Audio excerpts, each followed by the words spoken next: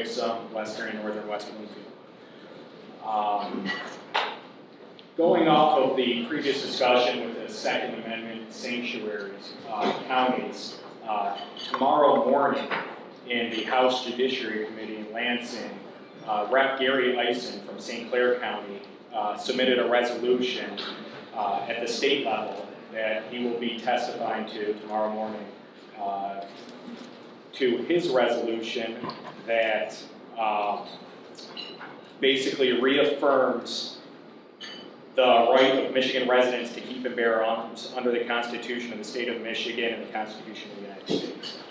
So there may be testimony against that, for it. We'll see what happens, but that's coming up tomorrow morning at 9 a.m. in Lansing. For anybody that's interested, you can watch these hearings online.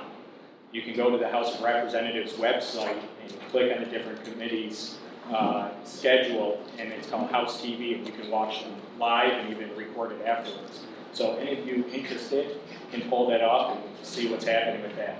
And again, Rep. Eisen, there's a lot of individuals. I signed on, co-sponsored that resolution. I'm sure Rep. Maddock did as well, that are here to support and defend our rights. And we can only do that with your help.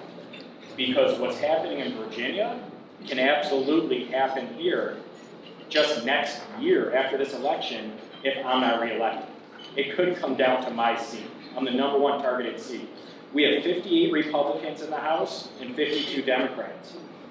And there's 3 seats that are 50-50 districts that are open up without an incumbent. And they're trying to flip these seats and get control of the House. If that happens, you know that the Democrats will pass their red flag laws. They will pass assault weapon bans. They will pass that, and it will be up to the Senate that will still be under Republican control for at least the 2 years to stop it. And then talking about redistricting, who knows what happens beyond after the 2022 elections.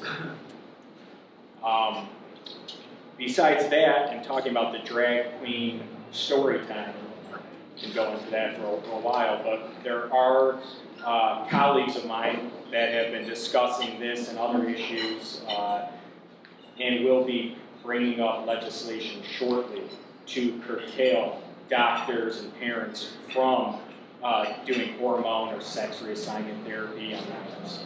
So that is coming. People are working on that here in Michigan.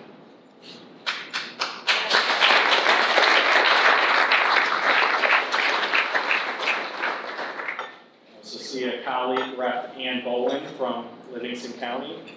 Thanks for coming. Also, Clarence Doss is running for Oakland County Circuit Court. If you haven't had a chance to meet Clarence, he has petitions. He needs your signatures. He needs 4,000 signatures to appear on the ballot. It's a nonpartisan race, but Clarence is a good guy. He's back there. He's been involved with the Republican Party for a while. Please get to know Clarence. Does anybody have any questions about anything else going on for Lansing? You know, it makes a difference at these hearings and committee meetings and all that when warm bodies show up. If you're watching it online, do they track any of that at all to know who any interest is being shown in an issue? I don't believe so. I don't believe they track it. But that's something that maybe we should start looking into. But there's, again, privacy concerns and things like that. Which, you know, I'm not sure how I feel about that. But you're absolutely correct.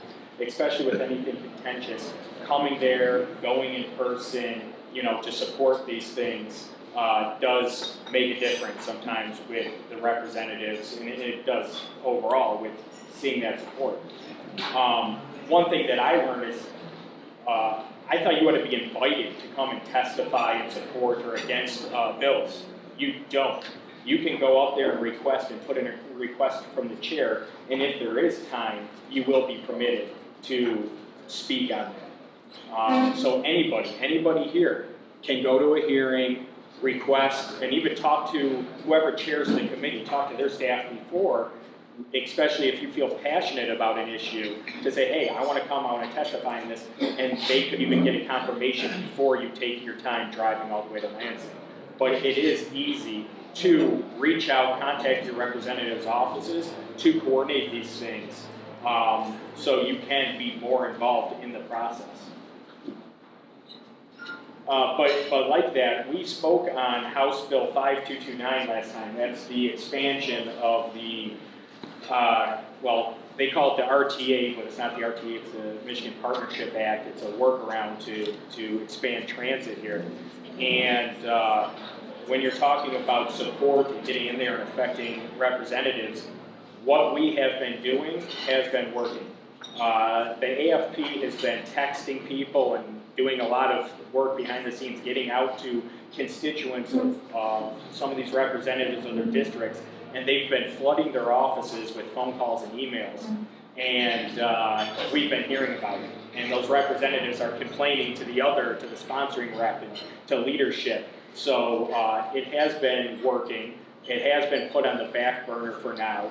As of right now, it's not coming up this week, but what we hear is that it is going to come up potentially next week or definitely before the end of February. So if you guys are concerned at all about this bill, about being forced to pay higher property taxes without any type of plan whatsoever, let your representatives, not only your representatives know, let the House leadership know, call up the Speaker's office and get with either my office or Representative Maddox's office. Representative Maddox has been doing a great job up in Lansing, a great job on behalf of the Oakland County representatives. And if you read the papers, stopped this thing last year. And again, we can't do it alone. We need all your help. Any other questions? All right, well, if you ever need anything, feel free to reach out to my office anytime.